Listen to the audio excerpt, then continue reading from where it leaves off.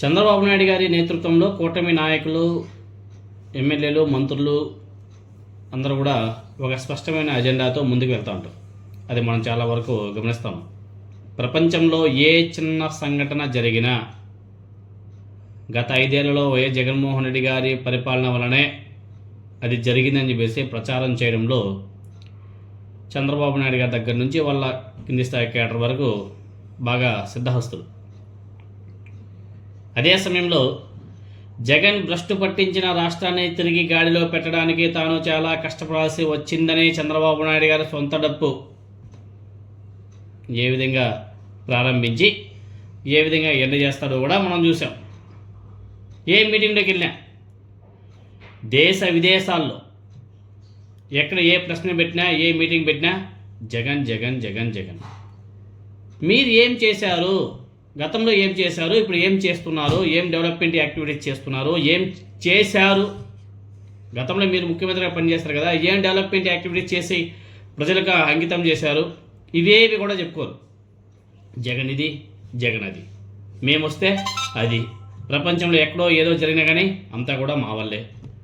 నెగిటివ్గా జరిగితే జగన్మోహన్ రెడ్డి, మంచిగా జరిగితే మాత్రం ఈయన క్రెడిట్. సో మొత్తం కూటమి పార్టీలోని నాయకులందరూ కూడా చంద్రబాబు నాయుడు గారు తానా అంటే తందానా అంటూ చంద్రబాబు నాయుడు గారి భజన చేస్తూ ఉంటారు. అదేవిధంగా వాళ్ళ మీడియాకు ఇవన్నీ ప్రజలకు అలవాటు అయిపోయింది, చూస్తున్నారు. ఒక సెక్షన్ ఆఫ్ పీపుల్స్ దాన్ని ఎంకరేజ్ చేస్తూ ఉంటారు, ఇంకొంతమంది అపోజ్ చేస్తూ ఉంటారు, నడుస్తుంది. చివరికి సింగపూర్లో ప్రభుత్వం అమలు చేస్తుంటే ఉత్తమ పరిపాలన విధానాల మీద శిక్షణ కోసం ఆ దేశానికి వెళ్ళబోతున్నారు మన కూటమి మంత్రులు. ఆ మంత్రులతో నారా చంద్రబాబు నాయుడు గారు సమావేశమైనప్పుడు మరి అదే సోది నారా చంద్రబాబు నాయుడు గారు ఆ వీడియో చూసిన తర్వాత నిజంగానే చాలా నవ్వు వస్తుంది. సింగపూర్లో ఉత్తమ పరిపాలన గురించి వాళ్ళకి ట్రైనింగ్ ఇస్తారంట. దాన్ని నేర్చుకోవడానికి ఇక్కడ నుంచి కూటమి మంత్రులు అక్కడికి వెళ్తున్నారంట. ఇక్కడేమో సొంత మీడియా ఏమో చంద్రబాబు నాయుడు గారు పరిపాలనా దక్షకుడు అని చెప్పేసి ఇక్కడ డప్పులు కొడుతూ ఉంటారు. మరి ఈయన పరిపాలనా దక్షకుడు, ఈయన గొప్ప అడ్మినిస్ట్రేటర్, దేశానికి గొప్ప అడ్మినిస్ట్రేటర్ అని చెప్పేసి మాట్లాడుతుంటారు కదా. ఇటువంటి గొప్ప అడ్మినిస్ట్రేటర్కి ఈయన ఆధ్వర్యంలో ఉన్నటువంటి మంత్రులకి సింగపూర్ ప్రభుత్వం ఇచ్చే ట్రైనింగ్ వీళ్ళకి అవసరమా? అంటే వీళ్ళకి ఇప్పటివరకు ఏం నేర్చుకోలేదా? వీళ్ళకి పరిపాలన ఎలా చేయాలో తెలియదా? అంటే ఇప్పటివరకు తెలియదు అనేసే కదా. మరి వీళ్ళు ఏ విధంగా చంద్రబాబు నాయుడు గారు గొప్ప అడ్మినిస్ట్రేటర్, పరిపాలనా దక్షకుడు అని చెప్పేసి మాట్లాడినారు ఇన్ని రోజులు? ఇవన్నీ చూస్తుంటే చాలా కామెడీగా అనిపిస్తాయి. సో మంత్రులు, అదేవిధంగా అధికారులు ఇతర ప్రాంతాలకు సాగించే అధ్యయన టూర్లు చాలా సందర్భాల్లో కామెడీగానే ఉంటాయి, కొన్ని సందర్భాల్లో చాలా ప్రయోజనకరంగా ఉంటాయి.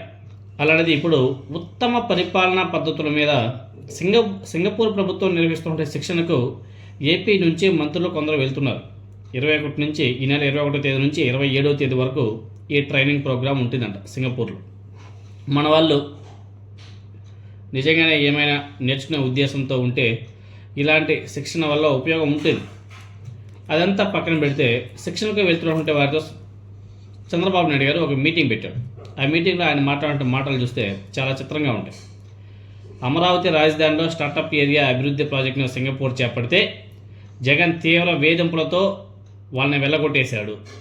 జగన్ దెబ్బకు పడిపోయిన సింగపూర్ ప్రభుత్వం ఏపీలో కూటమి ప్రభుత్వం ఏర్పడిన తర్వాత ఇక్కడికి సింగపూర్ వాళ్ళు తిరిగి రావడానికి భయపడిపోతున్నారు. ఇదే చంద్రబాబు నాయుడు గారు పాచిపోయిన పరనందల రికార్డుని మళ్ళీ తిప్పి మాట్లాడుతున్నారు. సింగపూర్ వారికి నచ్చజెప్పి రాష్ట్రానికి రప్పించేలా చేయడానికి చాలా శ్రమపడ్డాము అనేసి ఆయన చెప్పుకునే విధానంలోనే అర్థమైపోతుంది. అంటే ఆ మీటింగ్లో ఆయన చెప్పే విధానం ఎలా ఉంటుందంటే, రాష్ట్రానికి రప్పించేలా చేయడానికి చాలా శ్రమపడ్డాము సింగపూర్ వాళ్ళని అని చెప్పేసి మభ్యపెట్టే కార్యక్రమం. ప్రపంచంలో ఏ మంచి జరిగినా సరే అది తన రెక్కల కష్టం వల్లనే జరిగిందని చెప్పేసి చంద్రబాబు నాయుడు గారు ఏ విధంగా డబ్బులు కొట్టుకుంటాడో మనందరం కూడా చూసాం. ఇక్కడ బాగా అబ్జర్వ్ చేస్తే ఆ మీటింగ్లో మంత్రులందరూ కూడా చంద్రబాబు నాయుడు గారి భజన చేస్తున్నారు. చంద్రబాబు నాయుడు గారు ఏమో జగన్మోహన్ రెడ్డి గారినే తిరుగుతున్నాడు. ఆ సమావేశం మొత్తం కూడా అదే, మంత్రులందరూ కూడా చంద్రబాబు నాయుడు గారి భజన కార్యక్రమంలో మునిగి తేలుతున్నారు. ఇక్కడ ఇంకొక విషయం ఏమంటే, వీళ్ళు అక్కడికి ఉదయం 7 గంటలకు రీచ్ అవుతారంట సింగపూర్కి మంత్రులు. వీళ్ళు ఉదయం 6:30 అక్కడ ఫ్లైట్లో నుంచి దిగుతారంట. 8:30 క్లాసులు మొదలు పెట్టేస్తారంట. ఆ మధ్యలో ఉన్న టైం ఎంత? 2 గంటలు. ఈ 2 గంటల్లోనే వాళ్ళందరూ కూడా రెడీ అయిపోయి క్లాసులకు వెళ్ళిపోవాలి. ఇవన్నీ కూడా మంత్రులకు చాలా భారంగా కనిపించినట్లుంటుంది. రాత్రి 7 గంటలకు క్లాసులు ముగిసేలా షెడ్యూల్ కూడా రూపొందించారంట వాళ్ళు. ఇవన్నీ కూడా నారా చంద్రబాబు నాయుడు గారు చెప్తున్నారు. దీన్ని చూపించి సార్ మీ స్ఫూర్తితోనే, మంత్రులందరూ కూడా సార్ మీ స్ఫూర్తితోనే మీ వర్కింగ్ స్టైల్ చూసి నేర్చుకొని సింగపూర్ వాళ్ళు కూడా ఇంత సుదీర్ఘమైన షెడ్యూల్ కూడా రూపొందించినట్టున్నారు సార్ అని చెప్పేసి కొంతమంది మంత్రులు ఆ మీటింగ్లో భజన చంద్రబాబు నాయుడు గారిని భజన చేసి ఆయన ఇంప్రెస్ చేయడానికి మంత్రులు చాలామంది విశ్వ ప్రయత్నాలు చేశారు. ఆ మాటలకు మురిసిపోయారంటే చంద్రబాబు నాయుడు గారు విని వెంటనే ఇంకా ఆయన అవతారం ఎత్తేసి అందరూ బాగా కష్టపడాలి, ఎప్పటికప్పుడు అప్డేట్ అయితేనే సమర్థంగా పనిచేయగలం అని చెప్పేసి తన వంతు ఏవైతే ప్రవచనాలు చెప్పాలో ఆ ప్రవచనాలని కూడా చెప్పేశాడు.